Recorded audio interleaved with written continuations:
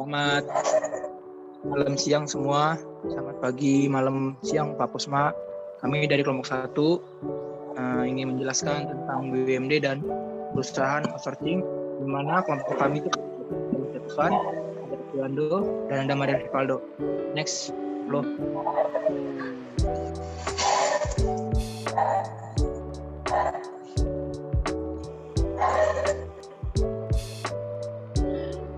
Di sini saya akan menjelaskan tentang Badan Usaha Milik Daerah atau BUMD. Badan Usaha Milik Daerah merupakan badan usaha yang dibentuk oleh pemerintah daerah yang diharapkan berperan penting dalam penyediaan barang dan jasa yang dibutuhkan oleh masyarakat di daerah. Badan usaha milik daerah semestinya menjadi kekuatan ekonomi daerah karena badan usaha milik daerah ini hadir sebagai penggerak pembangun ekonomi dan menjadi instrumen mempercepat pembangunan daerah. Berikutnya yaitu ciri-ciri dari BUMD. Yang pertama, didirikan oleh pemerintah daerah dan diatur berdasarkan peraturan daerah. Yang kedua, pemerintah daerah berkedudukan sebagai pemegang saham dalam permodalan perusahaan. Yang ketiga, pemerintah pemegang hak atas segala kekayaan dan usaha. Keempat, pemerintah berkedudukan sebagai pemegang saham dalam permodalan perusahaan.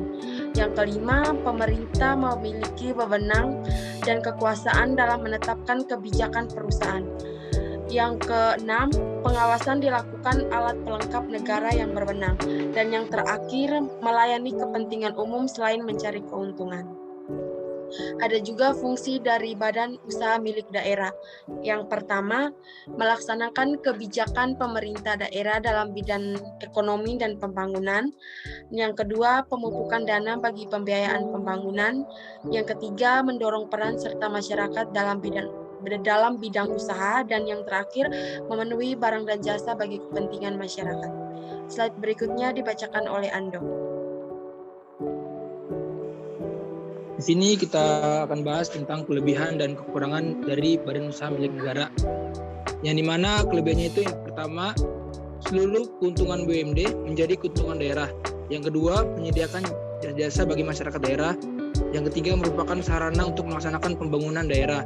Adapun tambahannya, model berasal dari kekayaan daerah yang dipisahkan, terus status pegawai diatur oleh peraturan pemerintah.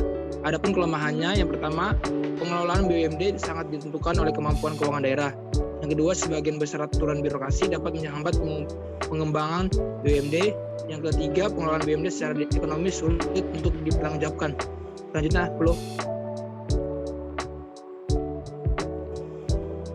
next selanjutnya.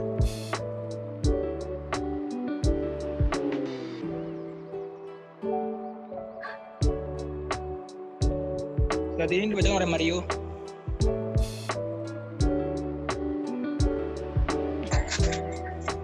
Lalu yang berikutnya ada perusahaan outsourcing.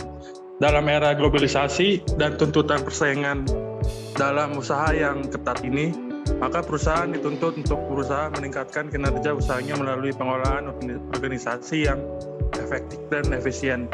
Salah satu upaya yang dilakukan adalah dengan memperkerjakan tenaga kerja seminimal mungkin untuk dapat memberi kontribusi maksimal sesuai sasaran perusahaan. Untuk itu, perusahaan berupaya fokus menangani pekerjaan yang menjadi bisnis inti atau core bisnis, sedangkan pekerjaan penunjang diserahkan kepada pihak lain. Proses kegiatan ini dikenal dengan istilah unit outsourcing. Next. Adapun sistem kerja outsourcing, yang dimana sistem perekrutan tenaga kerja outsourcing sebenarnya tidak jauh berbeda dengan sistem perekrutan karyawan pada umumnya. Perbedaannya itu, karyawan ini direkrut oleh perusahaan penyedia tenaga kerja, bukan oleh perusahaan yang membutuhkan jasanya secara langsung. Nanti oleh perusahaan penyedia tenaga kerja, karyawan akan dikirimkan ke perusahaan lain atau klien yang membutuhkannya. Terus dalam sistem kerja ini, perusahaan penyedia jasa outsourcing melakukan pembayaran terlebih dahulu kepada karyawan. Selanjutnya mereka menagih ke perusahaan pengguna jasa mereka. Karyawan outsourcing biasanya bekerja berdasarkan kontrak dengan perusahaan penyedia jasa outsourcing, bukan dengan perusahaan pengguna jasa. Terus Adapun jangka waktu perjanjian yang dibutuhkan oleh pekerja, sistem kerja outsourcing yang dijelaskan, pastikan perjanjian sesuai dengan masa kerja yang ditawarkan. Perjanjian kerja antara karyawan outsourcing dengan perusahaan penyedia jasa biasanya mengikuti jangka waktu perjanjian kerjasama antara perusahaan penyedia jasa dengan perusahaan pemberi kerja. Hal ini dimaksudkan apabila perusahaan pemberi kerja hendak mengakhiri kerjasamanya dengan perusahaan penyedia jasa, maka pada waktu yang bersamaan berakhir pula kontrak kerja antara karyawan dengan perusahaan pemberi kerja.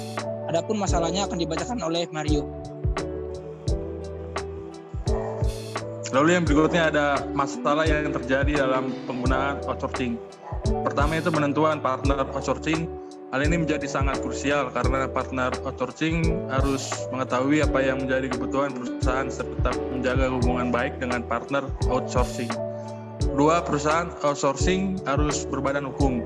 Ketiga, hal ini bertujuan untuk melindungi hak tenaga outsourcing sehingga mereka memiliki kepastian hukum. Dan yang terakhir, perusahaan outsourcing memotong gaji tenaga kerja tanpa ada batasan sehingga yang mereka terima berkurang lebih banyak. Lalu yang berikutnya, masalah yang lainnya, yang pertama itu perusahaan demi mengurangi biaya produksi, perusahaan terkadang melanggar ketentuan-ketentuan yang berlaku. Akibat yang terjadi adalah demonstrasi buruh yang menuntut hak-haknya. Hal ini menjadi salah satu perhatian bagi investor asing untuk mendirikan usaha di Indonesia. Dan yang terakhir, perusahaan outsourcing memotong gaji tenaga kerja tanpa ada batasan sehingga yang mereka terima berkurang lebih banyak. Next. Sekian dari kelompok kami, terima kasih.